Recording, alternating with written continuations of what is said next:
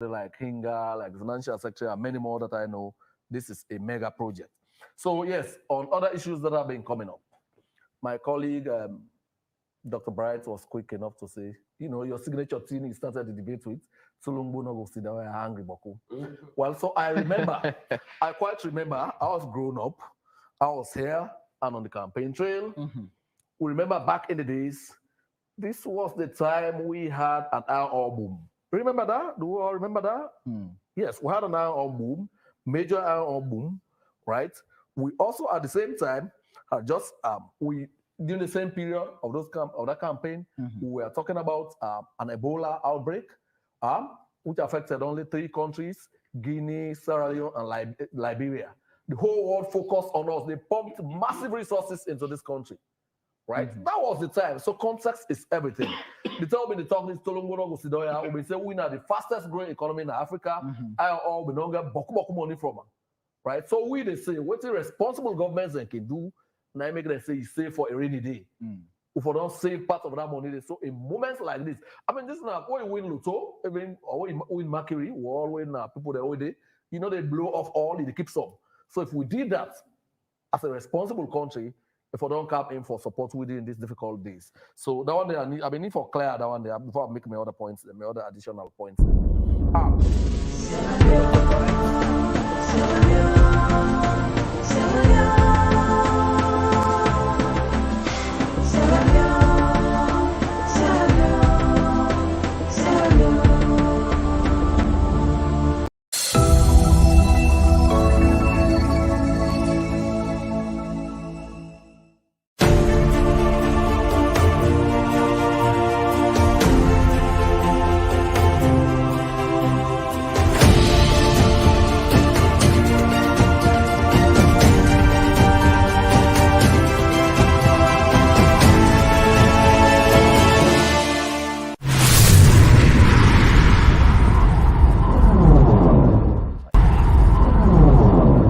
promised managing the state and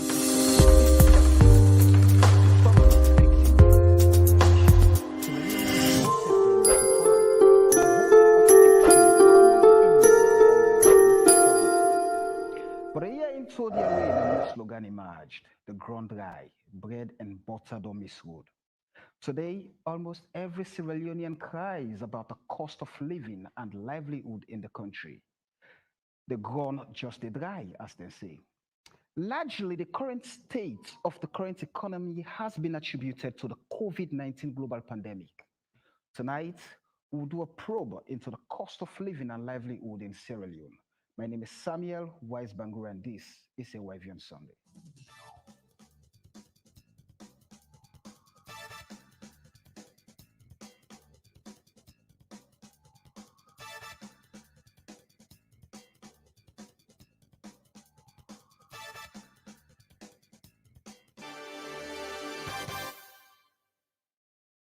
Good evening and welcome to AYV on Sunday on Channel 33 on TV and on Radio FM 101.7. Today we're talking about the cost of living and livelihood in Sierra Leone. Now, this evening I have with me in the studio the Minister of Information and Communications, Mohammed Rahman Soare. Good evening and welcome to the show, Mr. Minister. Good evening, Samuel. Good evening, the people of Sierra Leone at home and abroad. I have the chairperson for Unity Party, who doubles as acting chair for CORE, Femi Claudius Cole. Good evening and welcome to the show, Femi. Good evening. Thank you for having me. Right, I have the Minister of Trade and Industry, Engineer Edward Ingasandi. Good evening and welcome to the show, Mr. Minister. Good evening to people. I have the chairman for the National Grand Coalition, Dr. Dennis Bright. Good evening and welcome to the show, Doc. Good evening, and thank you for having us.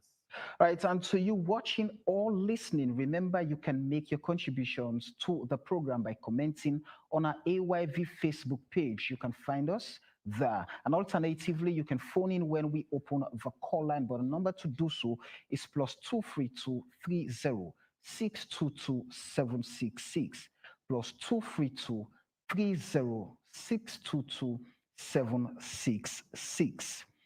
I would want us to put the conversation into context.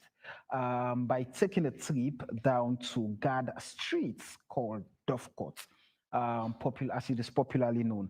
And let's get to really hear firsthand from those who are doing business there and those who are going there to ensure that they're able to get what they can to keep their families going.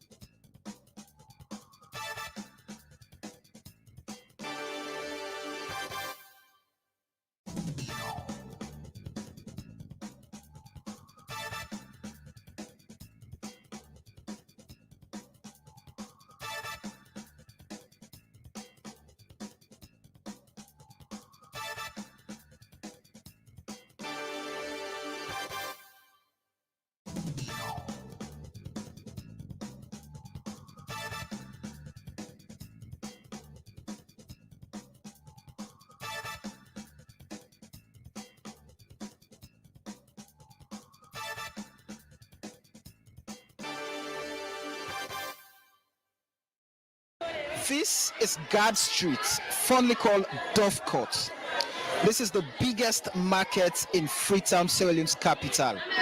People get to do their businesses here. Some get their product from neighboring countries like Guinea.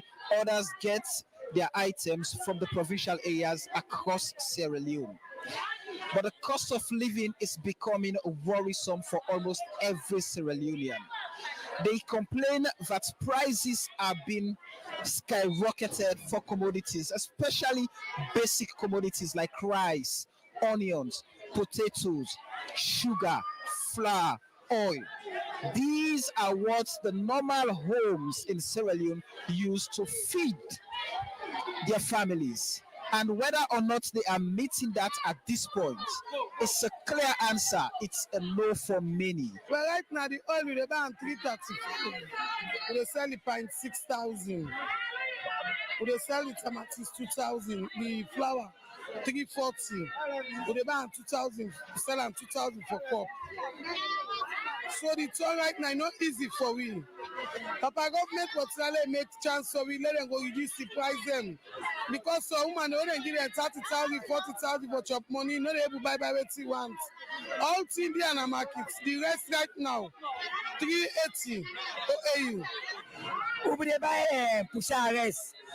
250 for bag. Now I go buy last week, 390. So set I go for buy now you go. Now then 420,000 now. Then market man baby back is straight. Right now, lowest woman, and then we buy one bag rest now. So many government try now the food more now they for put attention pa. If you not put attention per food, 2023 get for money around. First, I be they buy in 50, 60, 40,000 for dozen. And they sell 5,000, and they sell 7,000. Now one dozen, they buy 150, 200, 120. So I know it will sell again like I be they sell before. This chain, I be they buy 20,000. Now I they buy trader price 500,000 for dozen, 300,000 for dozen, 400,000 for dozen. I know they will sell again like I be they sell on 20, 15, 10. I say will get to. Why they put on table and they sell pass a total, they can't we all. Why they we also now that they will get 2,000, 5,000 per one who sell. Right now the cow they live. You know easy for we all Papa government and for help we. Don't use to buy this particular Maggie so 150 for cartoon. When you go and they go say it's 180. And when you buy 150, don't cost you 2,500 where they can sell. If you go by 180, that it don't cost you now 3,1,000 for cancel. So when you go, you get for come back with card money. Then when you get for card money, the customer order you so buy to you. This particular product here, you don't get for buy. Because so you can ask how much this? The 3,1,000. Yeah, but this is about 2,500. Look, wait up, we take my turn. You go. So sell loading. I swear to God, sell loading. I to go buy beef in a carrier. I can make that can you. Right now, today I buy beef 22. Right now the beef it don't come up 1 pound beef. I to go buy 35. Yes, 40,000. So I don't go buy than the what are the get is other beef. Yes, what are the get is other beef. I don't get nothing. Say no day. This also the phone they put at 3,000. Then the push don't push we can be a sell no. They mean like me say I get 4 picking them. My man don't die. Now try the way they put in a 6 better. But now I don't push we can be now. When I know the zero was one sell no day. Papa government see and beg. I want for me a solution for we. Yeah, beg. When I will not get sell, we picking them they suffer because that's what they get. Let's now they buy 295,000. Only 5,000 and left for they go 400,000. And things longer for me. It's not easy for me. Then the month now we back how they do business. Some of you guys are man know they pan hope. We the woman now they strike for woman then. We they go at 3 o'clock for can do business. Then the things longer for me. It's not easy for me. All right. Those are views from business people at Guard Streets, and we've listened. President Bill in a recent interview with CGTN attributed the hike in prices to the COVID-19 global pandemic. So I'm going to start off with the Minister of Trade and Industry to give us a perspective as to where we are. I mean, with the things we've listened to from the stories that are being told there, and President Bill's recent interview. I mean, and I've had conversations with you as well, and looking at where we are, efforts being made, but things, I mean, keep from the ordinary Sierra Leoneans, things keep worsening. So take us through. Where are we in terms of putting this into context for us to better understand the cost of living? I clearly understand what Sierra Leoneans are going through. I mean, these are difficult moments. Every one of us understand the way the global forces are playing.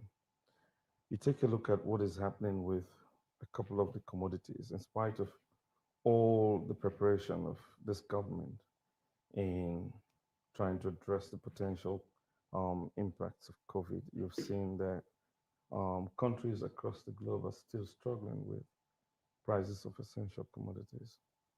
The other day, I was working with some importers to see how we could get rice at a very good rate. The minimum we could get across the globe was $500 per metric ton. We also tried to work with importers to see how much we can get cement from some of the countries that are producing cement. Um, the minimum you can get for cement, even when it's loose, is $45 right now. When it's bagged, it's about $51. But in spite of that, you can also see that even the freights are going up. Right. If you take a look at, I mean, everybody could just go to Google and search for the Baltic Index, which indicates how much people are paying as freight, the cost which you pay shippers to bring your products from one country to another. I think the business community understands that because of all of these things, the Baltic Index, which indicates how much freights are going, is really one of the biggest drivers for commodity pricing. For cement alone, to bring it now to Sierra Leone, it's even costlier than the actual cost of cement in Turkey. The minimum you can now pay for cement coming here is around $66. And that is, you can only have somebody offering a ship to come with cement from Turkey at that cost if you're actually bringing large quantities of cement.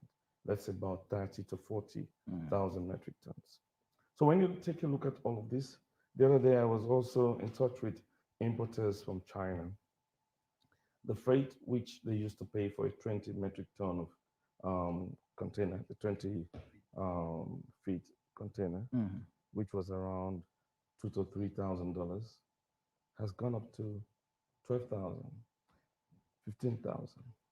And it's not only that the freights are going up, because of the challenge of the global logistics, you also realize that there are delays even in bringing products from those countries to Sierra Leone or to any other country. So you realize that in Ghana, in Senegal, in Liberia, we're all going through the same. What has also happened is because the entire globe has, I mean, there is some kind of recovery and governments are injecting money into revamping economies. You'll see that those activities are driving prices of certain commodities, like, for instance, oil, petroleum products. The plats are actually going up. And you hear from the news that in Kenya, a liter of petroleum product is sold for $1.20. If you convert that, that's almost like 13 to 14,000 euros. What is very important here is that when you go to buy these products, people don't ask who you are or which country you're coming from. Right. Whether it's from Sierra Leone, from Ghana, from Nigeria, you're still going to be buying at the same cost. But what government has tried to do, in spite of all of this, with Kwa, Just before you go to that, these external factors you've highlighted, I mean, which are key drivers to where we are right now as a nation and as a globe. Is there any position that government can take in order to influence? I mean, those external factors. Take, for example, I mean, freight. That is key. I have a friend. I was going to mention that if you had not done that, I have a friend in China who is trying to import and telling me how much it's going to take him or cost him to import that from China to Sierra Leone. I mean, he's putting that on hold at the moment because he cannot afford that. So, is there any way government can influence things like that? engagements are ongoing. I mean, even when His Excellency the President went to Ongar, there were engagements with different um, presidents, bilateral engagements, to look at what we can do with preferential trade agreements with some of those countries that are actually producing, or where Sierra Leone depends on what comes from those countries. And I'm sure with all of those engagements, we'll definitely try to see what we do, to see how some of these charges could be looked into. Right. But anyway, I mean, I would like to let you know that when you go out there in the market, they don't really want to know where you're coming from. They don't want to know whether you're coming from Sierra Leone. I mean, they'll just tell you what the freight charges would be. And with all, if you think that is worse, when you even go now to buy the products, they will tell you that, oh, well, it used to come here in 3 weeks, but because we're not sure of the logistics and some other issues, we cannot tell you whether it will come in 3 weeks. Nonetheless, we'll let you know when these products will come. And some of those challenges are actually what is driving costs. Because once you're paid for your product and there is any delay, wherever it's stored, you're going to be paying the additional cost for storage. So these are all the challenges. I'm sure those who are in business are actually very, very challenged at this moment. Right. And as a government, we also find it really very, very challenging. What we're trying to do is the innovative ways of actually dealing with some of these challenges. I'll come to you to speak to what measures you're currently, I mean, taking to salvage the situation. Let me bring in the Minister of Information in this. You know, like I mentioned in my precursory remark, when you were campaigning as a party before forming a government, you promised efficient and effective management of the state and its resources. And of course, that was one of the reasons, according to many, why the APC was kicked out, because Sierra Leoneans felt, I mean, they failed them. They were expecting a better economy, better conditions of living, but they did not perform, so they were kicked out. And with hope, they voted in your party, now in government, to see how best you could help in salvaging that plight. But according to them, things are getting worse. What is happening? Well, so you listen to Dr. Sandy Hinga, Right. and the trade minister speaks to some of those issues. His Excellency, the President, is a very clairvoyant person. He's a very visionary leader. When he took over the reins of government in 2018, he clearly noticed that this country has been too vulnerable to external shocks because of the over-reliance on a single strand of commodity, the extractive industry, and also the over-reliance on importation of goods. It was against that background that His Excellency, promulgated the policy shift, the diversification of the economy, to the blue economy, marine resources, to tourism, to agriculture. You all could bear witness to the fact that tourism had picked up in a very, very reassuring fashion. To an extent, we hosted the Budapest Bamako rally here, and another is scheduled for next year. So things had started picking up in many ways. Tourist arrivals had increased. Things were happening. Yeah. Then you talk about agriculture. His Excellency, for the very first time in the history of our country, brought in 240 pieces of equipment, right, to support the agriculture sector. And these were equipment not distributed to politicians. I still have vivid recollections of a tractor parked at Frobe College at the house of a former APC politician where they were hanging their laundry. This has not happened in this case. They were transferred direct to the farms, machinery set up, and the e-voucher system brought in so that anybody who wants to do any meaningful farming could have access to those tractors, bereft of politics and all of that, right? So we clearly understand that challenge. The marine resources have been doing very well. We plan to do more investments with support from our bilateral partners. So that is the kind of situation. Where are we where we are? His Excellency, during the launch of the Kiva project, at Bintu Mane did say, yes, we know, like all countries, we are going through turbulence. But he's a good pilot. He is tried, tested, and proven. He will land this flight safely in spite of the turbulence, right? We know we have been through extremely difficult times as a country, right? When we campaigned, you remember when he spoke about introducing a free quality education, people said that was a Hollywood movie. It's never going to happen. It's not real. He did it in the first school year, right, of that year in 2018. What happens? 22% of the national budget has been expended on education, and government is basically paying school fees for everybody who cares to go to a public school or a government-assisted school, right? In other situations, these are monies that could have been taken from the pockets of parents, hard-hit parents, right? But government is paying that. So we believe that can be a source of bread and butter. The expenses that government does, that families have been spared of on their behalf. You get that? Yeah. There are subsidized school buses in the major capitals, right? They are not at normal commercial rates. That's heavily subsidized by government. Parents who should normally pay 2,000 leos for their kids to go back and forth to school can now save about 50% of that, right? So we believe that should go to addressing bread and butter issues. You talk about subsidized textbooks that are given free to pupils in core areas, mathematics, science, and English, right? So that is to every pupil who goes to a normal government school or a government-assisted school. So all of these interventions are being done. But we also realize that the economy is being difficult. Sierra Leone is not in a bubble. Sierra Leone is part of a bigger global community of nations. You just listened to the Prime Minister, Boris Johnson, a couple of days ago, talking about increase in prices and the difficult economic challenges. This is not peculiar to Sierra Leone alone.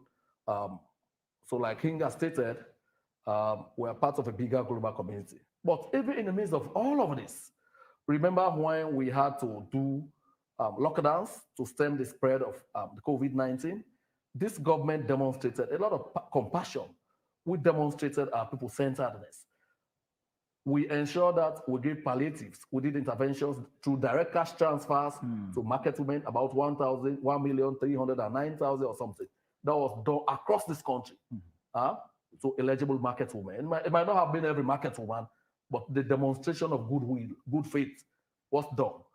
When we locked down, we also ensured that we gave monies, direct cash, to disabled community, because many of them rely on handouts that they get every day that they go to town. Since we are restricting their movements because of the disease, we ensured that we did those direct cash transfers. Then came the Munafa Fund, right? The Munafa Fund, where small, medium enterprises are also getting resources. All of this is in recognition of the difficult circumstances and His Excellency's commitment to the emancipation and empowerment of women. Remember, this is the only viable presidential candidate in the living history of our country that has put forward a woman to be a running mate. if President Bill had won those elections in 2012, would have had our first female presidential vice president. Right? This is fact. No contentions, no ifs, no buts. Right? Then, of course, the strides is making with the gender empowerment bill and a lot of very progressive reforms that this country has never seen before. So yes, we agree there are challenges because my wife buys from the same market like Dr. Dennis Bright's wife, like any other woman do. So they all buy from the same market, the same dovecote, the same market. Yeah. So we are not government ministers and government officials are not insulated at all. So let me ask you the question. Like I mentioned earlier, every Sierra Leonean. So the fact that you're including yours truly, every Sierra Leonean. Now, but when you look at livelihood, perhaps the Minister of Information has a job. He's been paid, let's say, 1,000 leones. Samuel does not have a job, but Samuel has to survive. How does that pan out in this difficult situation we're in? Well, so like I mentioned, His Excellency is a very clairvoyant person. We took over, we tried to manage the economy. The prices had not gone up to this level, right? But he still saw that because of our over-reliance on the importation of basic essential commodities, we will be very vulnerable and susceptible to shocks, right? Particularly from those producing countries. My brother here tells me about 90% of the things we use are imported into country. Yeah. But since His Excellency treats this business of insulating, at least reducing our vulnerability, he said every appointee of government should go into farming. This is a secret, don't tell anybody. I have a very big farm. For the last 2 years, I grow what I eat and eat what I grow. I'm not going to put Dr. Dennis Bright and Madam Femi Koriosco on the spotlight. I'm not going to do that. I'm not going to ask them where their farms are. I'm not going to, because, being in a position is not just about criticizing government. There are good policies we all rally about to make this country food secure. Again, I don't mean to put you on the spot. I'm not going to do that. I just said, His Excellency, for the last 2 years, has been farming, and he has a big farm. He's a master farmer. Right. My friend seated here is also into big scale cash crop farming. So we are merely saying, until we are able to feed ourselves, until we are able to export, our vulnerability will remain. All right. Let me bring in Dr. Bright. You have this culture, your party. You have this culture of going to the markets and get prices of basic commodities and compare that to what the ordinary or the average Sierra Leonean, earns at the end of the month and see whether or not they meet that demand. Now, paint us a picture of prices in the market and how the ordinary Sierra Leonean's salary is meeting that. Well, I think the first thing I need to say is that even before COVID, right, we had started flagging the situation and the hardship that we have in Sierra Leone, even before the outbreak of COVID. I wouldn't want to put everything onto COVID and external forces. The first thing I would say is that the whole world is affected by COVID. It's not just Sierra Leone. But the governments that have been elected are seeking solutions. They are not just diagnosing the problem, but they are seeking solutions to the problems, at least for now. Now, let me give you just an idea of what we're talking about. Because, to be honest, I have, with all due respect to him, I have a feeling that our ministers here are totally disconnected from what is happening on the ground.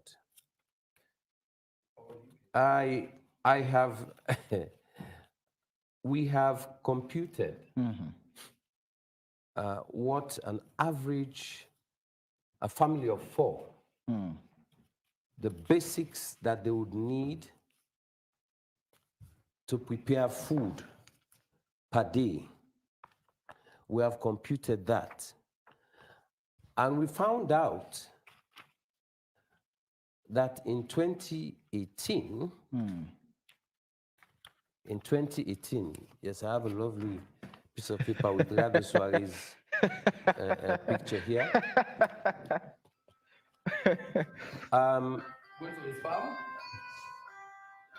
We found out that in 2018, that family of 4 could prepare a meal for 26,000 leons. Per day? Yes, for the day. That works out at 780,000 leons for 30 days. Okay? But note that the minimum salary was bumped up from 500 to 600. Right.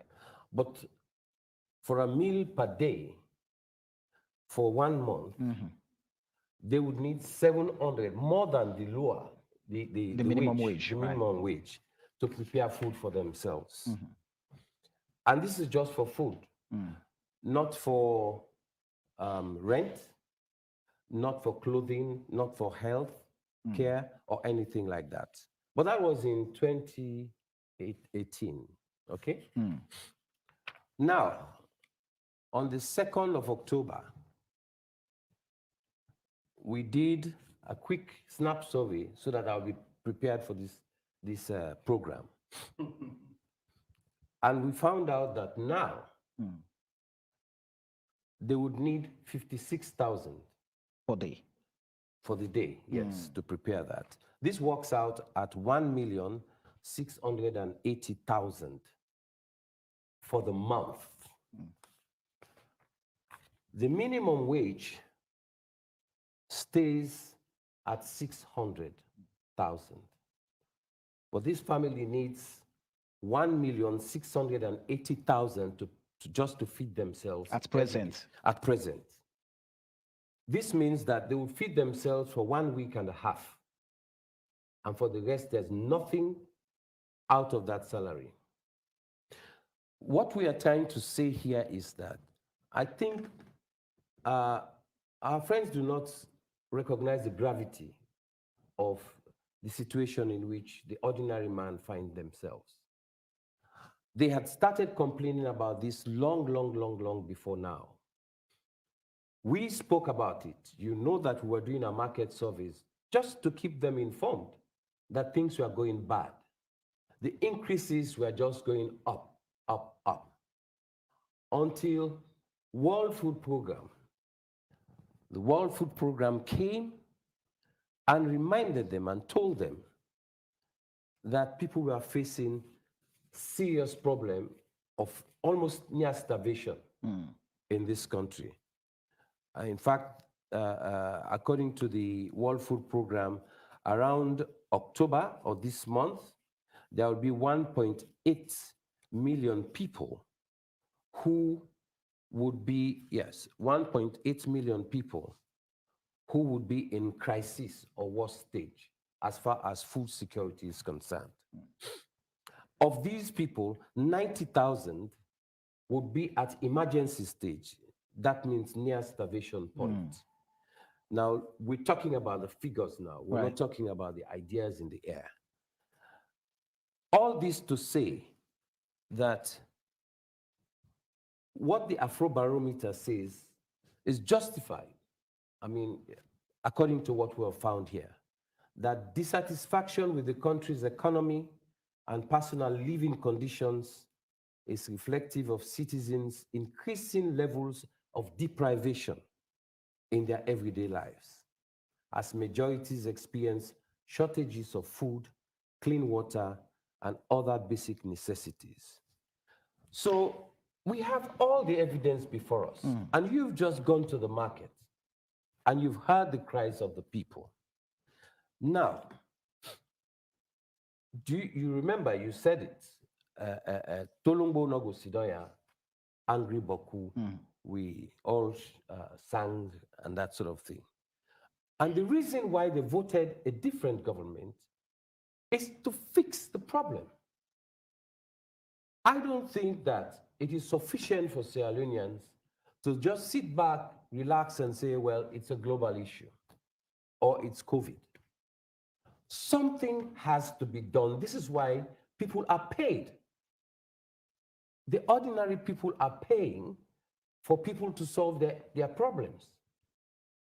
So I think we've come to a point where the government needs to tell the people now whether they can do it, whether they are able to solve their problems, or if they are not able to solve their problems, they should say it. Let me ask you this question, Dr. Bright. You've given prices, you've given statistics, you've given, the figures, how much it takes, a family to feed for a day and for a month, which according to the figures you've presented, of course, a family, a man who is being paid 600,000 leones can definitely not feed, his family from what you've presented. Absolutely. But going back, the condition we're in, many would advance arguments that we've lived in this monumental abject poverty for the longest of time. And we've had incidents that have led to us going back instead of progressing. And now we have the COVID-19 global pandemic. And Sierra Leone is part of a global village or community that is just as affected as many other developing countries. Do you think the government had or has a way to actually alleviate the suffering we are in, or should we just go with the flow? Because they will tell you they've done all they could and they continue to take measures to help us out of where we are economically. I don't believe so. The first thing I think we have to note is that the government does not have money now. For the simple reason that they've been raising revenue and overspending what there is. So we don't have any surplus or anything now to be able to do a comprehensive backup to the people, those who are working as well as those who are not working, like they do in other countries. We don't have the money. The spending habit of this government is unprecedented. I'm telling you. All sorts of projects are going on, even now. And the World Bank and the IMF has been warning them about over expenditure.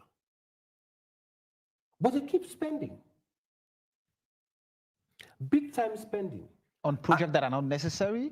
Absolutely. For now, at the moment, what are your priorities now? Did you hear what that lady said? Did you hear what she said? She said, if we not take care of food, not in this country, neither with priority. There is no reason why a government's priority should be different from the people's priority. That does not work. So I think the first thing that we need to understand is that let the governments come out and say, look, we have a crisis. We cannot do much. And then we'll take it from there, because there are a lot of people who are willing to help. The government accepting at this point that we are in a challenging situation, does that not speak to them acknowledging the problems, we face as a country? Yes. From there, there was a government here before. When they got into a similar situation, they declared austerity. You know what austerity means? You tighten your belt and you stop spending, stop traveling up and down all over the place. You come back, we don't see anything. The people's condition remain the same. One thing that I am happy for is that here I am sitting with government ministers and I'm telling them what I feel, my own mind. So at least we have that level of freedom of speech and democracy. And we're going to use it until such time when they would listen to what the people are saying or what we are saying on behalf of the people. All right. Femi, I'm going to take you on this point. Dr. Bright is saying the government is not, prioritizing the needs of the people. And the people want food. The last budget presented in Parliament for this fiscal year 2021 Government said it was going to move from recurrent expenditure to capital investments. Now, whatever money they're going to give to either trade ministry to information, it has to be activity based and it has to have some impact on the lives of ordinary Sierra Leoneans. But where we are, do you see that policy being translated into or having its purpose, fulfilling its purpose at all? Now, I want to take you back a little bit. Why? I want to take you to one word that the Minister of Information has used repeatedly, and that is our president is clairvoyant. And I'm really happy that he's clairvoyant, because being clairvoyant means you can really see into the future, you can see ahead of you. So I'm really appreciative of the use of that word. They also hammer in that our president is talk and do. Right. The aspect of talking, there's no contest about that. The aspect of doing is where your question comes in. Now, I have really listened not only to them, I listened to the president's speeches, and I realized that they have a problem. Which is? They have several problems. I think one was the win where they win, they take them by surprise. I believe there was no plan. Secondly, there was a manifesto presented. There are manifestos everywhere. But having a plan, what I'm saying is a plan for us, with the people of Sierra Leone, I believe there was no plan. I believe victory took them unawares. They have a problem with mathematics back. How? Basic maths of doing basic calculation. They have a problem with that. I will take you where I'm going. The president in his one of his 2018 speeches quoted the price of rice. And I wrote exactly what he said. That he understands that the people of Sierra Leone are suffering. And rice has gone from, I think he quoted 60,000 leones to 200,000 leones. And that is where his clairvoyance came in, or should come in that today, a bag of rice is virtually 400,000. Now, I won't sit here and pretend to be that I studied economics 101. I'm going to sit here like I go to the market myself. Are there solutions that this government can employ now? No, let us leave it. COVID did not do in bad. Sierra Leone got the better end of COVID. Talk and go, talk and come. What is this government doing for areas that they have power over? Now, they may fit to say in clairvoyance for cancer. Which are the areas? Now, the prices of goods where minister raise are all dependent, let us say to a large extent, on foreign exchange. Cement, fuel. But let us look at some of the homegrown items that are exorbitant. Imagine we buy pepper, me buy pepper 10,000 for cup. Is there anything that they can do, or that are they overwhelmed by the problem? The market women have several problems. Oh, sure. One, when you come upline, you see the market pack in a bag, they struggle for transportation. This government promised to reduce the cost of the toll. Those big vehicles pay 186,000, 86 or 83,000 per toll. That cost is filtered down to the market women. That's one. So they don't dey by the side of the road with all the markets here. Transportation not there for Grand Canton. The drivers of the vehicles now expect them to contribute their fair share for the fuel and for the toll, which they promised to reduce, which states they did not reduce. Then they have no refrigeration capabilities at all. So a good portion of their produce is fine for Minister to is farming. He is farming, they're all farming, but we're hungry. That is not the only point. Having the minister's farm. Right now, in they ask me if me get farm. What in me don't do as me on small party, I don't put an on that woman the way they farm. So with the meet and at the year waiting at the struggle. So it's not just about ministers who are paid 100 million and 145 million per month going into farming or whatever millions they are earning. We're talking about the subsistence farmers.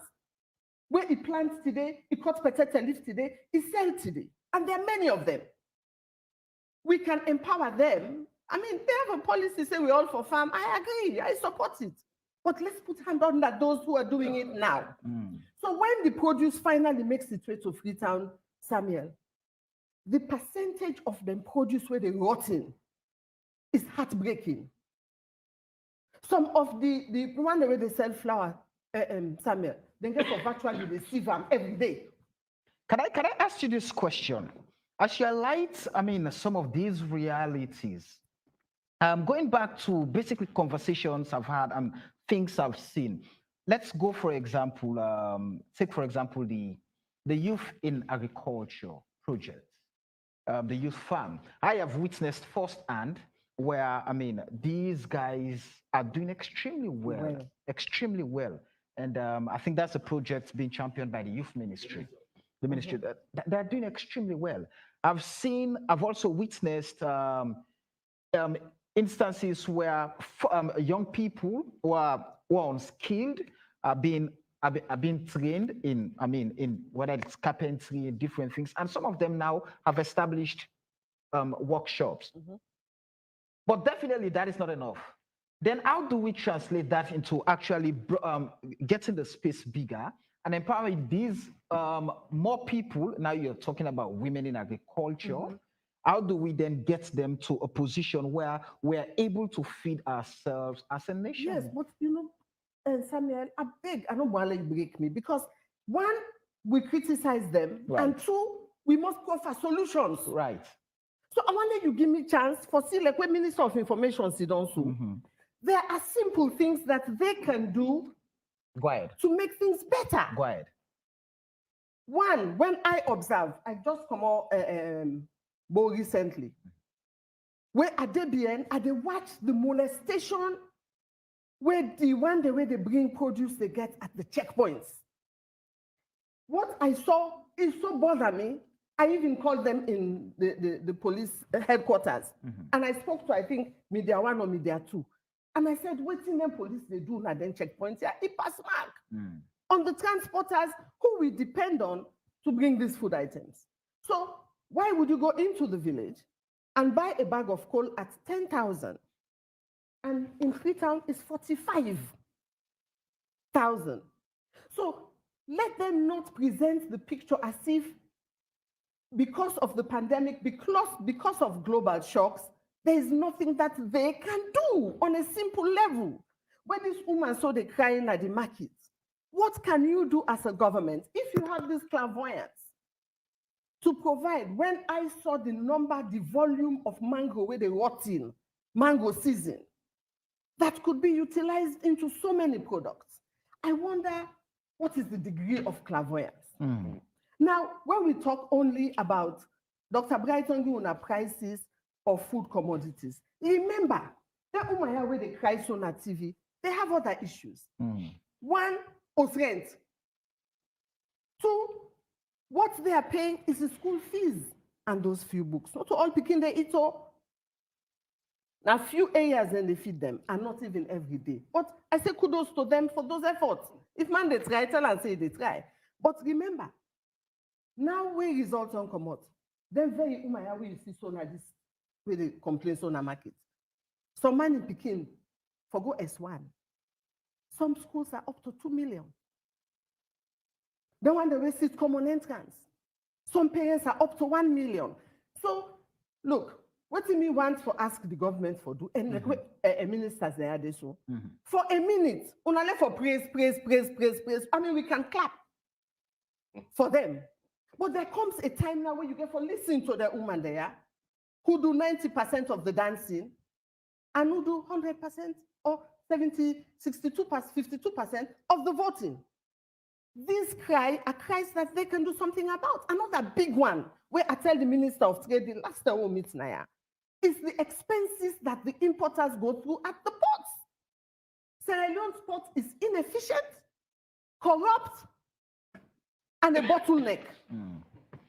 There are things that they're able to do with the port. We are giving Bologna a hell of a lot of money. What are we getting out of Bologna? At the end of the day, we are talking about a minimum wage of 600. When that minimum wage was increased from 500 to 600, on businesses that are already crippled, they let people go. So 2 man, they do 3 man work. All right. So the picture is human. Let us not think the picture is academic. Okay. Now, more man than they at the end of the wire where they talk to. Let me and bring. what are they doing? You've listened to the submission.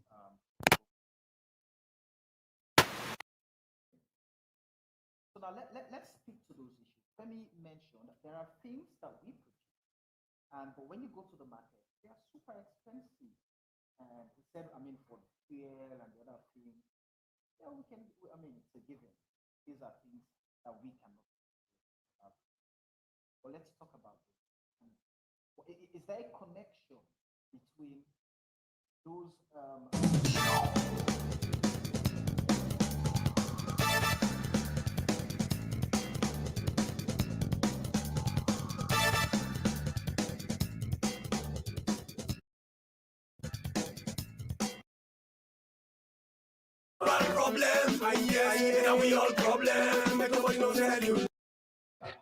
So if Femi is saying that it's a shame, I think it's not only a shame on me, it's a shame on all Sierra Leoneans. Because these are things we can do. These are things we can actually put all our energy into, and instead of just levying criticisms, we can actually transform those verbal criticism into actionable criticisms. Let me ask you this question. What do you do with the other parts of your ministry? Because that particular ministry has always been known for Ministry of Trade. Good. Let's talk about the industry Good. aspect. So this is what we've done. This is what we've done. There was an old industry policy which government after government did nothing about.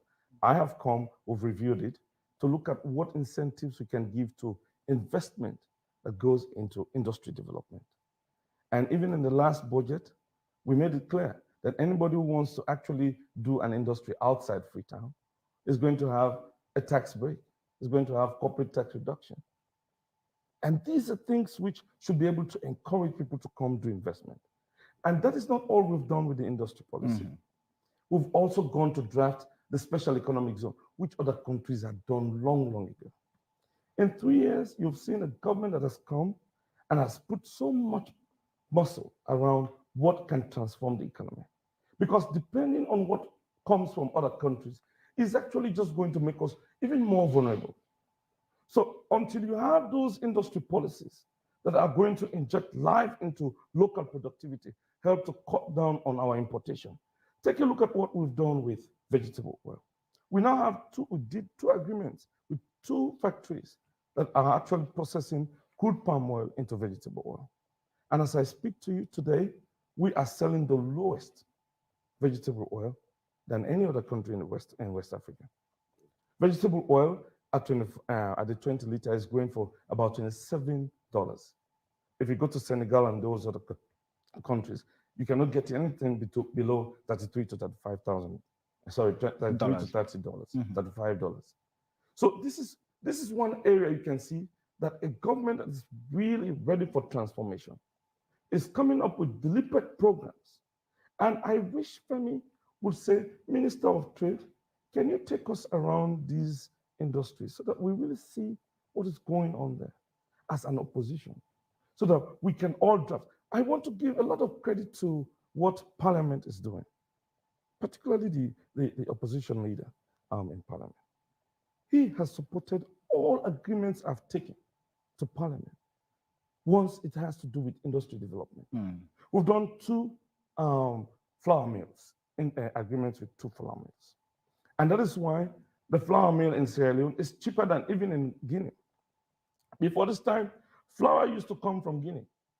But now, I mean, it doesn't make business sense for you to go buy flour, which is sold at around 310 Guinea francs, to come and sell it in Sierra Leone for 290 or 300,000 euros. And the 310 guinea franc is even more than 340,000. So you can see some of the strides we're making. Take a look at what we've done with even mineral beneficiation. As I speak to you, we've taken 2 agreements to Parliament to look at how, for the short term, how we recycle scrap metals into iron rods, into metal bars.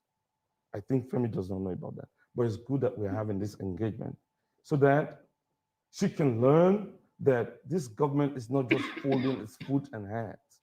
We are doing those things that should actually improve something which has been broken for a very long time or not that has not been done. We have to take our time to build up, and we want to be able to build up for good, not to just build up and then at some point it goes off. So we have those 2 factories, and as I speak to you currently, those are capital investments. They are building. One is injecting capital into the industry. It's not only doing the metal recycling, it's going to do an oxygen factory, it's going to do a couple of other factories. Or that. They are bringing in total, by the time they finish their investment, $240 million. And you have the other group, Duraplast, that is coming to look at recycling of plastic as well as the recycling of scrap metals. So when you take a look at these 2, and when you even look at what is happening in the petroleum, the downstream petroleum sector, we only had 3 OMCs, oil marketing companies. We have come, we said, no, let's open up.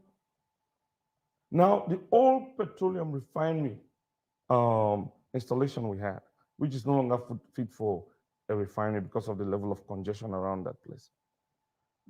All the tanks there have been refurbished, and we have doubled the capacity, the storage capacity for petroleum products in this country in 2 years.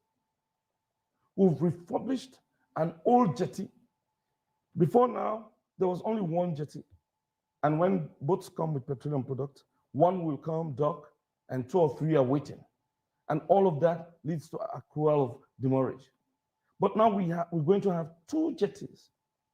And it will be good. I'll be so happy if, as an opposition, Dennis, of course I did to Femi. So I invited Femi to my office to come, let's discuss what we could do for a friend who she has been complaining, came with some agricultural equipment, but was not able to. She promised that, oh, I will come, give me your number. She never went there. So, I mean, I'm going to still invite. You know what? That's interesting. Yes, I'll come to you shortly. And there is another agreement that is going to seek to locate a refinery, which is really going to help Sierra Leone become a hub for petroleum products. Once we're able to establish a refinery, you're going to see how much difference that is going to make. All right. I mean, we may differ. we may differ in approach. But when you take a look, when you listen to what Dennis Bright was saying, I'm right to call him Dennis Bright. When I was in college, titles do not matter. My professor told me, don't call me professor. Well, not for the honorable titles. I mean, let me come. Go ahead. When I listened to him, all I realized from his argument was, if you can only feed people their basic minimum, you would have solved all of the problems of Sierra Leoneans. While we have a bigger problem, education, which this government, I mean, think about it in your own way.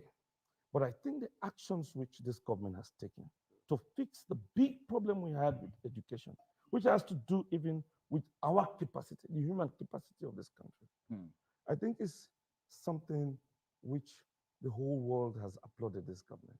If they are in here, Sierra Leoneans, they do not see how much that is going to mean for tomorrow, then that's good, because they want to continue to be in opposition, and we'll be very, very happy to be having these conversations as government officials.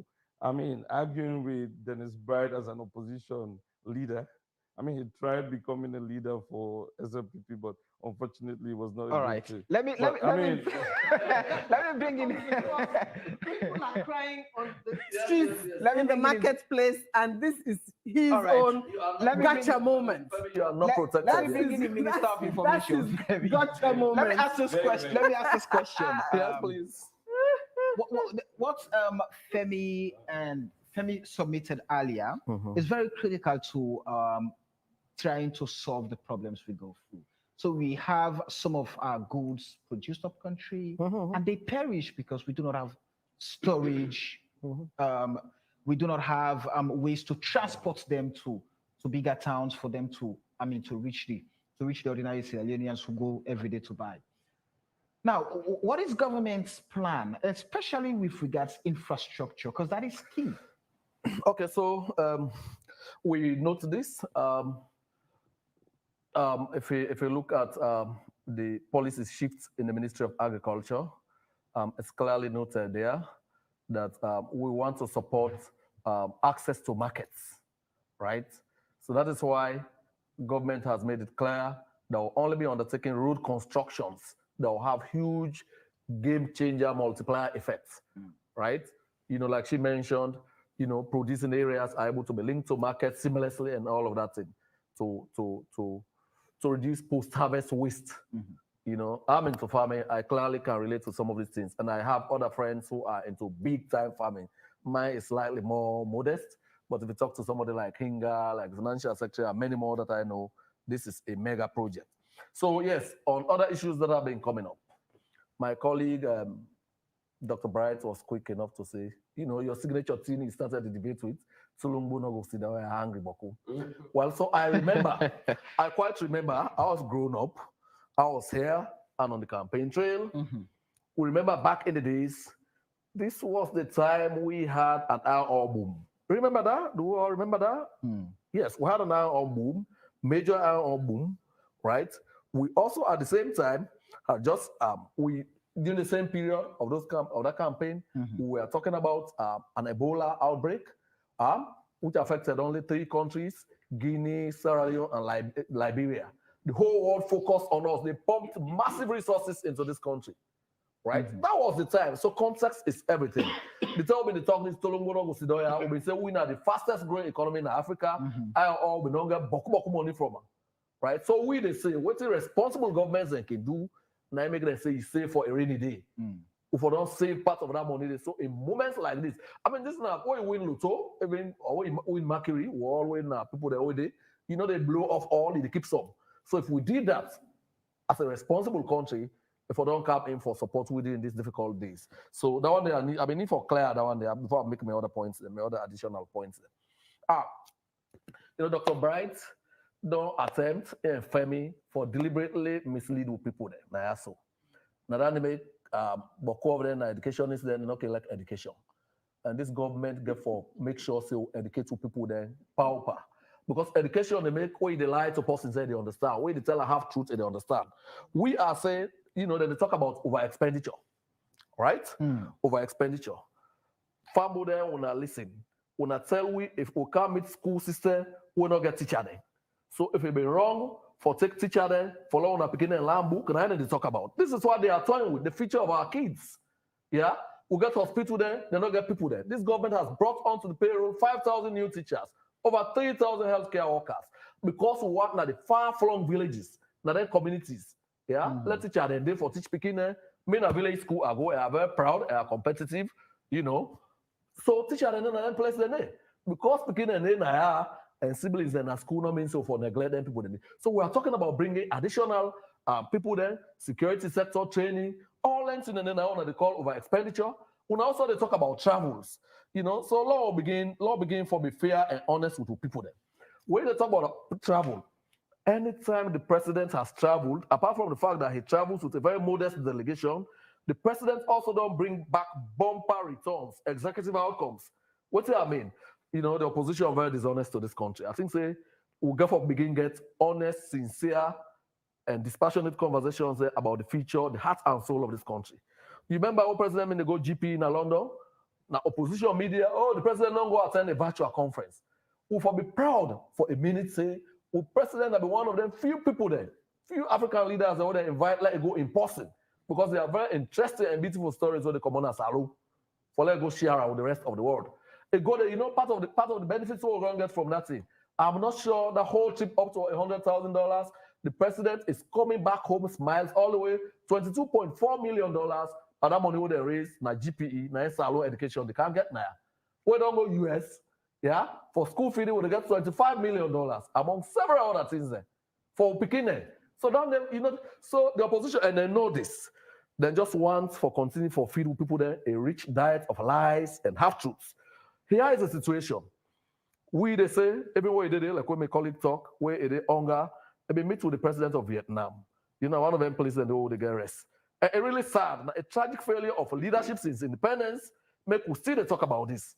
Yeah, we get vast arable land, all year, beautiful weather, and all of that. And I make I say to the opposition, it's not enough that we criticize on rooftops. We say it don't reach time now for us to take a hard look at what are we contributing to food security. I mean, for acquire farmland now, it's not going to cost you an arm and a leg. So I want for challenge now, we will criticize, let's say invest in farming. There's dignity in farming. The president is a master farmer. We are making farming sexy. While said join will do. This is for God and for country. All right. I see Dr. Bright is itchy. Yeah, but I'm not done yet. Did you want me to say yes, the last no, one? Go ahead, quickly. Yes. Yeah, so my brother here talk about the salaries and we not go up. Well, we not say, I mean, imagine if we not been doing the interventions here, for example, free quality education, if we not subsidize, if we not subsidize school buses, if we not buy core textbooks, how it would have been on parents. So this government not the team up, fall in hand, fall in foot. We are doing things we need to do. But we are saying this is a clarion call. We ask for salon people there for join. We can't meet and talk about minimum wage, yeah? We can't meet and down. We can't increase salaries for teachers then 3 times. We don't increase teacher salaries for people that they wonder how they do in other countries. I met somebody now about a month ago. No, I met a colleague minister who come on an Eastern African country. That colleague minister, they tell me, say, Alan said the woman not been vaccinated with the talk. He said, well, 2 weeks ago, Nine get the 4 shots of Ebola vaccines, COVID vaccines. We don't deal with COVID. So President Bio, see, from what we hear about COVID, now China, we begin plan. The day of planning is different from the day of battle. I talk about the clairvoyance. They don't know, say, look, we're not going to continue for go like this as a country. We rely on other people that 90% of what we eat, what we basic essential. So now that make me say, Lord, diversify the economy. Lord, begin focus on tourism. Lord, begin focus on marine resources and agriculture. We remember, say, pensioners, people that don't give all their life to this country. Yeah, they don't make sacrifices in them prime. Then they get them armed as insulting things like 40,000 liros, 30,000 liros. Now this president, now can increase that to 250,000 liros with possibility of further increases depending on the health of the economy. This is humanity. This is compassion. This is dedication and commitment to national service. All right, let me bring in Dr. Bright. I mean, very interesting. Submissions have been made, and with regards, I mean, how we're moving and measures that are being taken to just cushion the effects of poverty and where we are. I know. This is very interesting. Thank you very much for inviting me here. I've learned now that I'm an armchair critic and that I should be a farmer. And what else? But I can only tell you that I love my country, and that's why I'm doing this. And that my role is to make sure that we tell you exactly what the people feel and say to us, and that we checkmate you as well. When you're doing anything wrong, in our own opinion, we'll let you know. Now, you remember I was telling you about over expenditure. Right. And your argument is that you've employed 5,000 teachers and so many nurses and things. Right. Okay. We have done some computations. We'll find out that there are people at the top of the pyramid in terms of the employees of government. Those people at the top, you will find out that probably the salary of 5 of them would be equivalent to the salary of all the teachers. You know as well as I do, we have all the information and the figures are there. When you quote the teacher's salary, if you put all the salaries together that you're paying these 5,000 people, and you make a comparative analysis with the top cadre of people who have been employed, of all the deputy ministers, the ministers and the ministries, there's one sector, for instance, that has about 4, you know. When I was Minister of Youth and Sports, I was the only minister for youth and sports. I did not have a deputy. But now you have the Ministry of Youth. I don't know whether you have a deputy for that. Do you? There is. You have a deputy? Yes, we do. No. The Minister of Sport, do you have a deputy? Yes. You have a deputy? Yes. For the Ministry of Sports. And what else do you have for youth? The Youth Commission. You have a commissioner. What else? And so on and so forth. Now, I'm just taking that because I know about youth.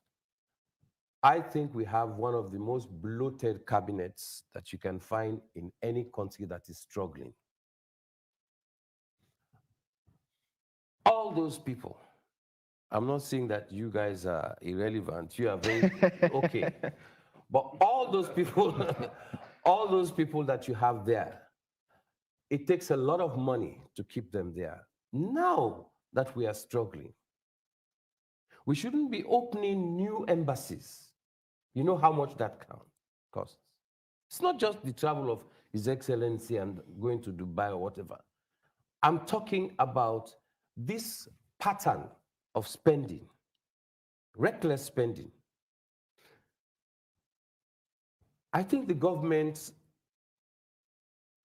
loves sports. I don't know whether the government loves sport more than I do, but the government loves sport, wants sport to develop in this country. And I think just yesterday, the government supported our team to go for Friendly match. friendly matches in 3 countries. Wonderful. And they sent 24 officials and 30 players. 54 people in that area. It's the same thing that goes with these delegations that go to these conferences. That's how the money goes.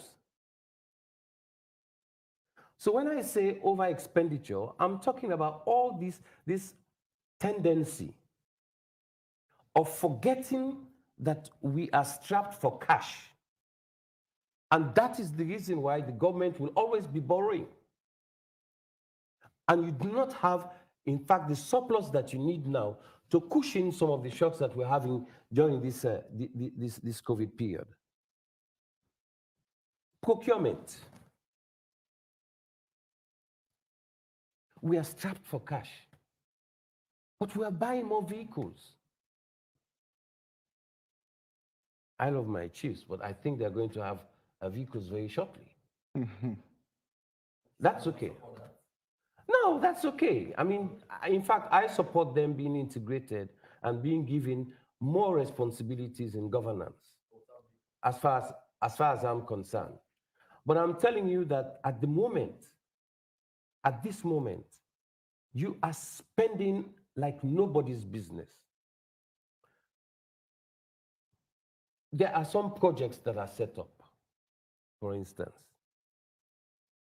and they cannot even spend all the money. So when you have a situation like that, Which ones? sorry? Which ones? I'd better not name them here. You better.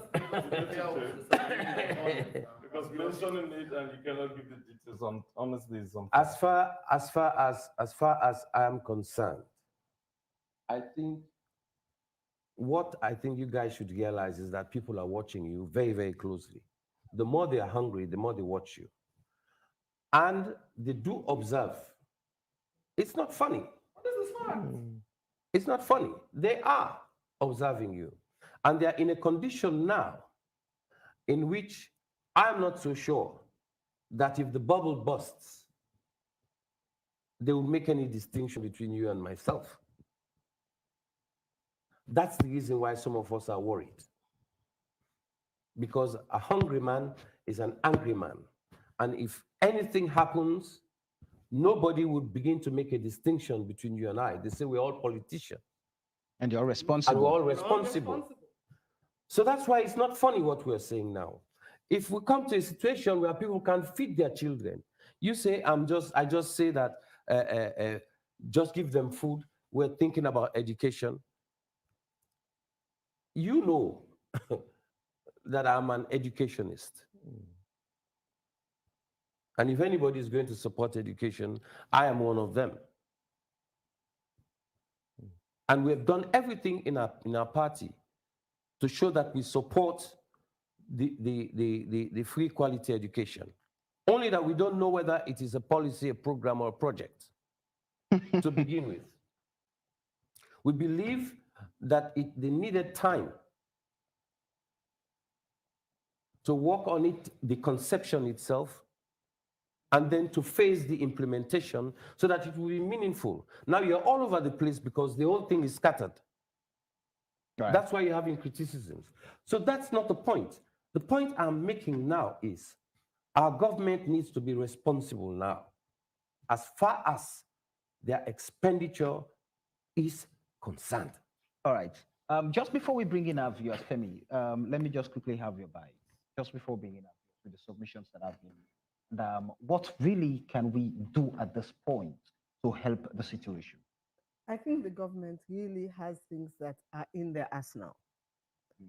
And if they really listen keenly to these women who are a sample of the population, they will get some amount of feedback back. Now, in terms of the perishables, he was saying that pepper has a season, a low season, and a high season.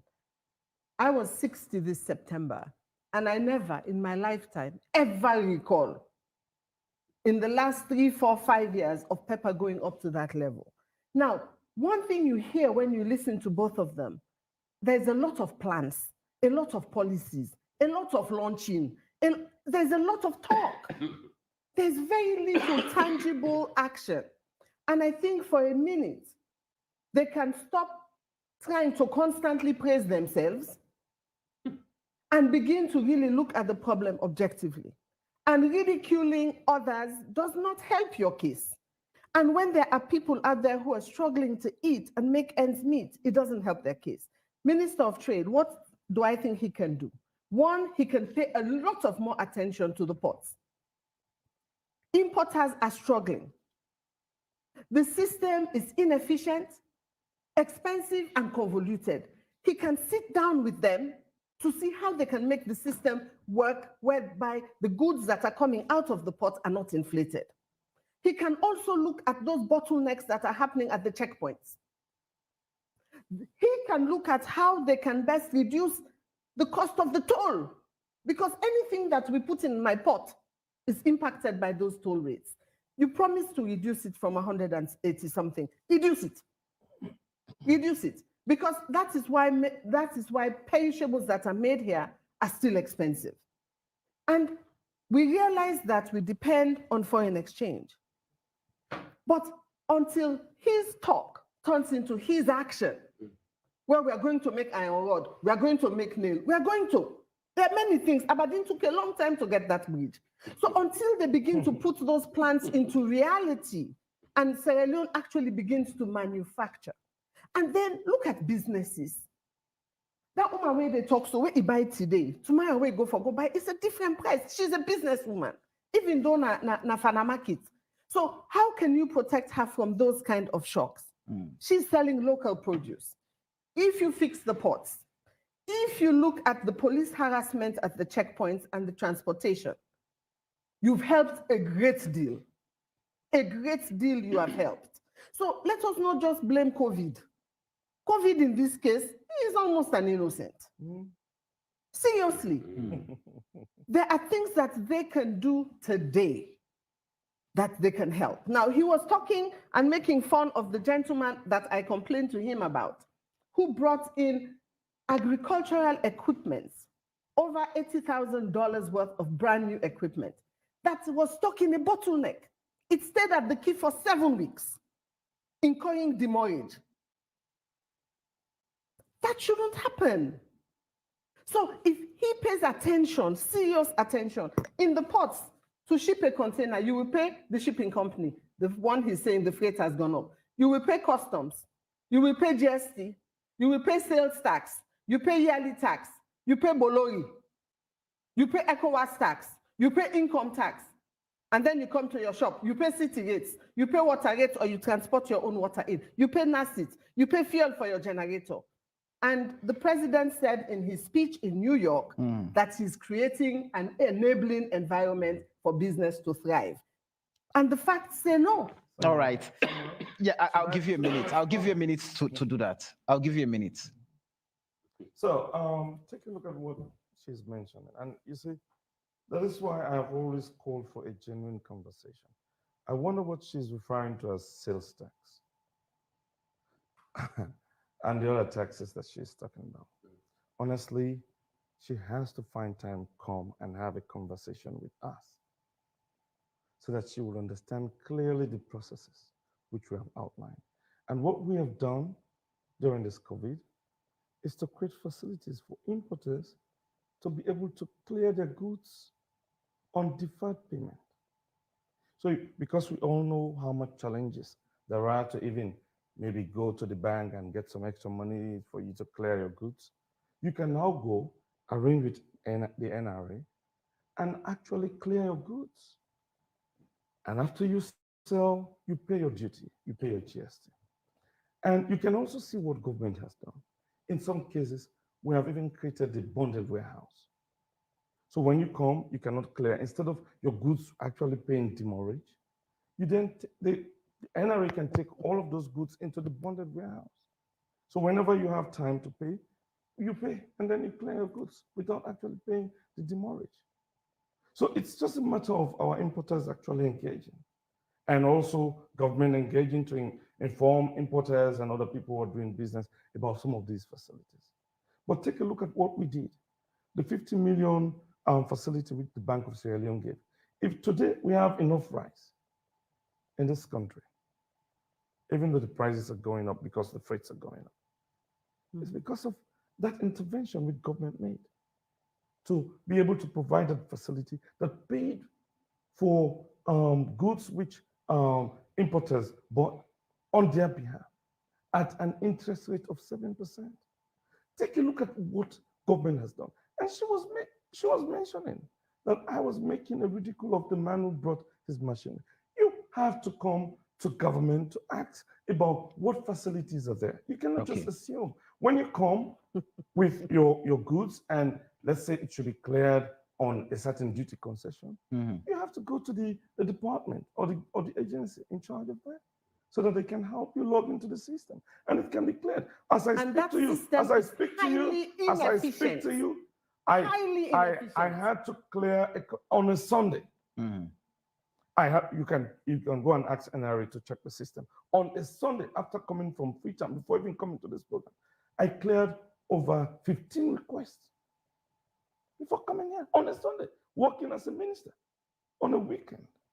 It tells you how much proactive this government is. All right. And I don't want to ridicule that person. No, because there are so many other people who have benefited, except Femi's case. And I had to come to my office. Let me bring in our viewers. Let me bring in our viewers quickly. I know. Let me bring in our viewers and our listeners just quickly, and I'll give you time to have your bite. And the number for you guys to call and be part of the conversation is 030-622-766. 030-622-766. Frederick Domas on Facebook is saying, this idea of government advertising farming and encouraging people to grow their own food seem ambiguous and just How many Sierra Leoneans have lands to farm? Where are the resources for people to start farming? Has the government reserved the lands for people to farm, or are the lands and capital for people to farm already reserved to be distributed for them to begin farming? Madam Cole is right. This government is really good at talking, but not really sure about the do. Good evening, AYV on Sunday. Yeah, good evening, Samuel, and good evening to our panelists. Quickly go ahead. Yeah, I'm Hindolo calling from Nimbana State. So now, honestly, I haven't listened to the panelists there. I think what we need in this country is sincerity. Because at the end of the day, if our politicians are not sincere, then there's assistance to suffer. Because that is what is exactly happening.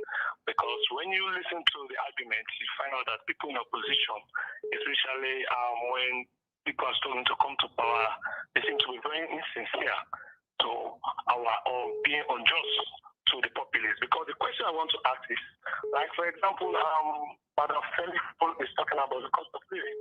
But now we all know that bread and bread. So the question I want to ask here is, what has she done to contribute to that cultural call of this government? Because at the end of the day, as politicians, because you don't have capital, you don't need to go into politics. But from the call, available, what are they doing? All right. Thank you. We have to give a minute to a caller, please. Good evening, AYV on Sunday. Hello. Go ahead. I think we're having some bad line there. Good evening, AYV on Sunday. Good evening. AYV. Yes, your name and where calling from. Abdullah Barry, I call from Sakila Road. Go ahead quickly. What me want to say is that what following some of the politicians within there, and especially like the one they would sit on now within the listing, let them try for serve the country as justice people. Let the Minister of Information or the other officer we mark means let them not see this side and sit down so they elect the other person may not sit on the and then back there for grab other person sit down. So therefore let them go to consider God as well for see tomorrow people and get for die and God get for judge them for wouldn't and serve the people of this nation. People in the suffer of this country. Let them try for change things, not for talk. Okay. Contribution. Thank you. Good evening, AYV on Sunday. All right. Didan Sanko is saying, let's get back to the farms. We complain a lot and do less productive things. Let's up our production volumes at all levels: rice, vegetables, cash crops, minerals, etc. What could the opposition have done differently if they were in governance? Good evening, AYV on Sunday. Yeah, good evening, everyone. So I'm calling from Duazak. My name is like me. Go ahead. So many that I wish you understand. So I tell you for free, if you're looking at die with the part that is so angry. God that the witness. We are gonna market every day. Guys, they will change in the shop. The minister no go work at the shop let go look for we. Before they die. Ordinary they say free education, they step, command they 2 million, 2.5 now school now. Who can they leave to go? But God will power, God will judge them tomorrow. All right. God will judge them for you, but God will power. Not so we go. Thank you very much. Good evening, AYV on Sunday. Good evening, Samuel. My name is P. Towers. I'm calling from Australia. Go ahead. Look, I just want to comment on the price increase in Sierra Leone. I think it is important for all of us as Sierra Leoneans to understand that Sierra Leone is not the only country where price increments is occurring. Our neighbor in Guinea, neighbor in Liberia are going through the same thing. The global economy is going through the same thing. However, the issue that we are having is that we have a government that has made so much promises to Sierra Leoneans prior to the elections. We have the government that criticized their predecessors relentlessly prior to the elections. Now they're in office. They don't have answers to the solutions. Now they're in office. Things are getting worse. So I think it is imperative for the government of the day to actually explain things to Sierra Leoneans without actually coming from that condescending viewpoint, because it is getting really worse. I mean, you had a government that was an opposition party, SLPP. We had rice that was way cheaper than what it is. The prices have quadrupled. You have cement going up to 130,000. So prices are going up so high that the cost of living in Sierra Leone is impossible for a common man. So I think the government needs to take honors of it, because you had the former Minister of Finance, who is the chief minister today, talking about bread and butter issues. That was a campaign strategy. I'm going to hold you there. We have a minute to a caller. Good evening, AYV on Sunday. Good evening. Yeah, Mr. Abdullah from Gazak. Abdullah, we had you earlier. Good evening, AYV on Sunday. Yes, good evening, Samuel, and good evening to everyone in the panel. Go ahead. The problem with the government is, when they came to governance, they correctly diagnosed the problem, but they made a wrong prescription in solving the problem. They diagnosed the problem as inheriting a broke economy. The priority would have been building up the economy, but they chose a project. They chose to prioritize a project that will only require more resources to be spent other than bringing income into the economy. That is the free education. Let me tell you somewhere. Taking off the fee subsidy, taking off the fee from parents, it's a huge burden on government. The money runs into trillions of leones every year for governments to pay fee subsidies. But when you leave it in the hands of the parents, it's 150,000 per year. No parents will be tired of paying those fee subsidies. In fact, the cost they left to the parents is even more than what they took.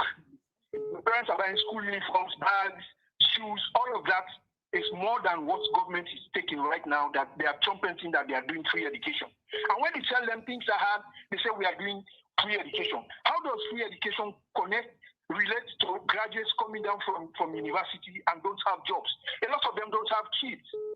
They should have concentrated on the growth sectors of the economy, agriculture, the mining, and all that.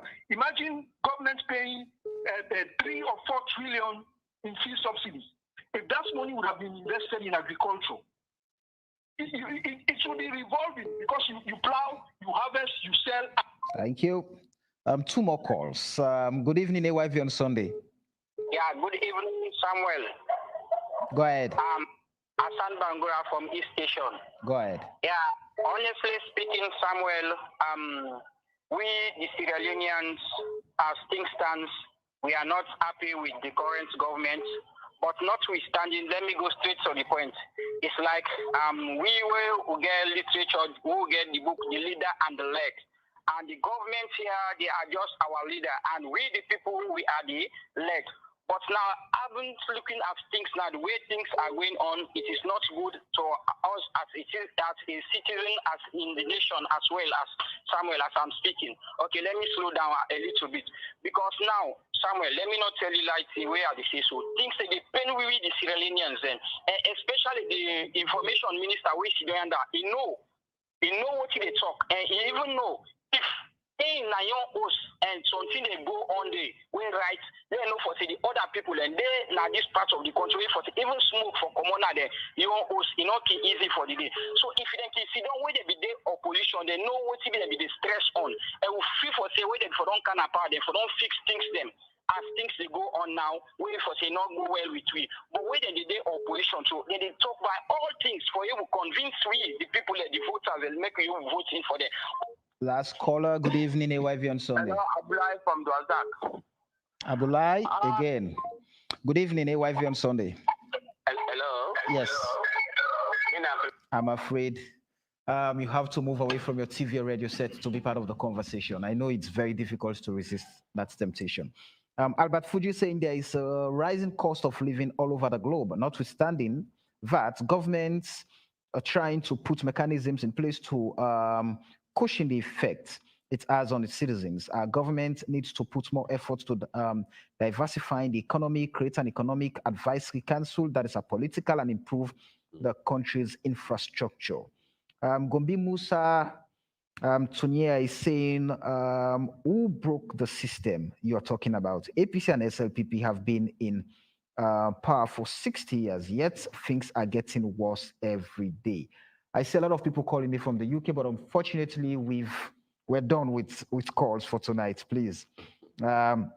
we the people need price control so we can go to the market and get our own product. Isakara is saying, the opposition leader in parliament and you guys are all the same. We're talking here about, okay, this is not too clear, Kuka. And let me see if I can accommodate one more message. Unfortunately, even our online viewers, they don't seem to add more to the conversation other than politics. So let me start off with you, Dr. Bright. I mean, what would you consider the reformative way forward in this? Well, I think if you want to solve a problem, you must accept that you have one. That's the first thing. I think the way our colleagues are speaking, they seem to be in denial of the gravity of the problem. But I think those messages that have come directly from the people are a sufficient indicator to them of how serious this problem is. And this is no laughing matter. So I think when we accept that, somebody was talking about an economic council that is apolitical or something. Yeah. Remember, long ago, we suggested that we should have almost an economic emergency where we can get all these economic operators together to provide, because the Bank of Sierra Leone cannot on its own understand all the dynamics of what's happening on the ground. So we have to connect with them. So it's very easy for somebody to come up and say, let's do this, let's do this. But when you get the people to be participating in the solution, especially those who are directly affected, I think we can make a headway. I wanted to say that the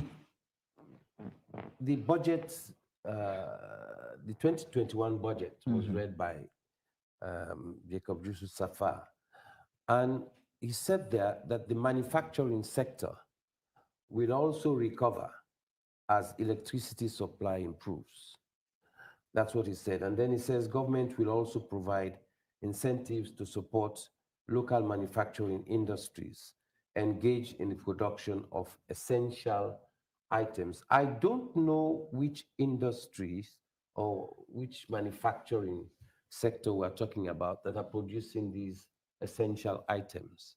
I don't know what yes, I would just like to get that. Okay. Because I believe that one of the biggest problems we have is that we import more than we export. Right.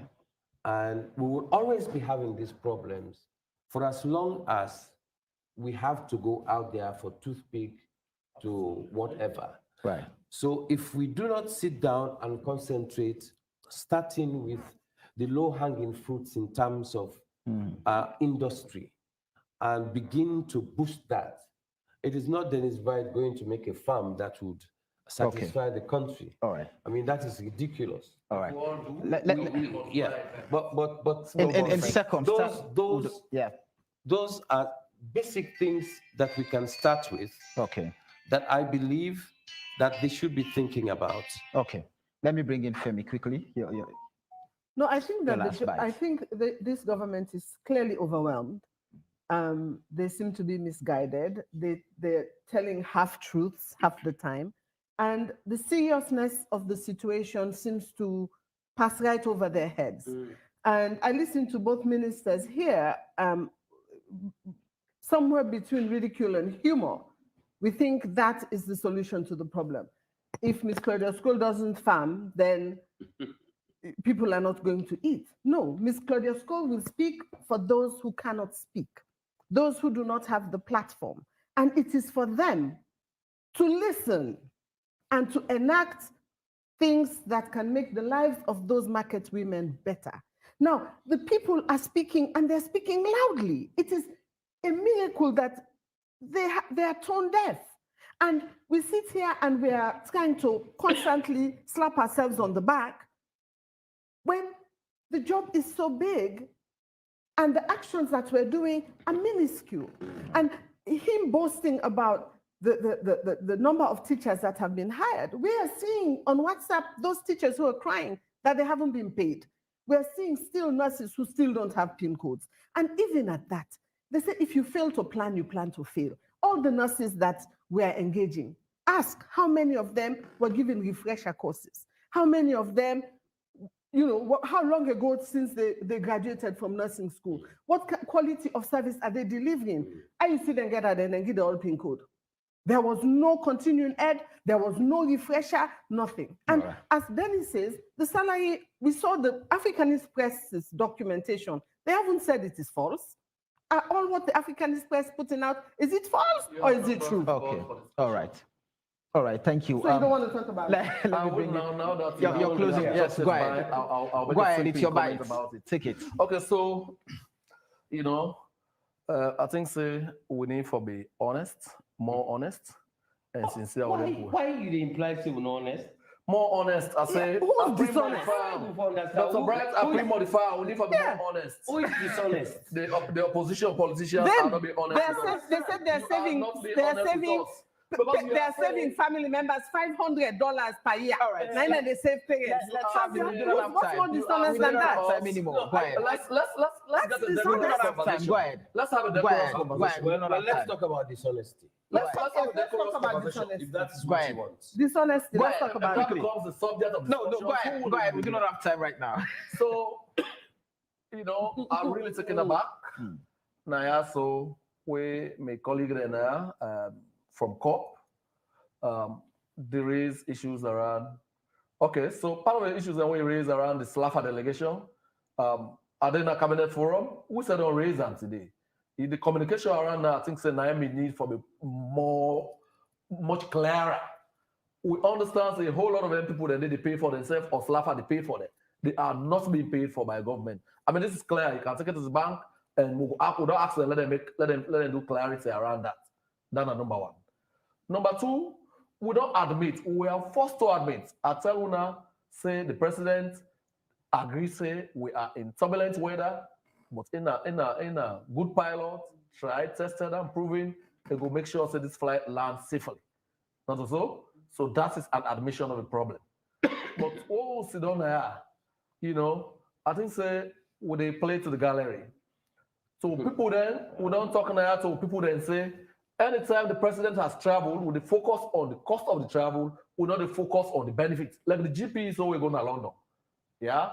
They bring back 24 point something, $4 million, then a mark for support Sierra Leone's education. Yeah. Now the US, amongst other things, $25 million for school feeding. Oh, one for do now, one for extend every district. So all length in the air, nothing where they achieve because they respect her and because they lobby they also talk to the MCC. We talk say we progress with the implementation of a compact. Yeah, we project we very very fast. So I want to appeal to Sierra Leoneans. Lord, will be patient.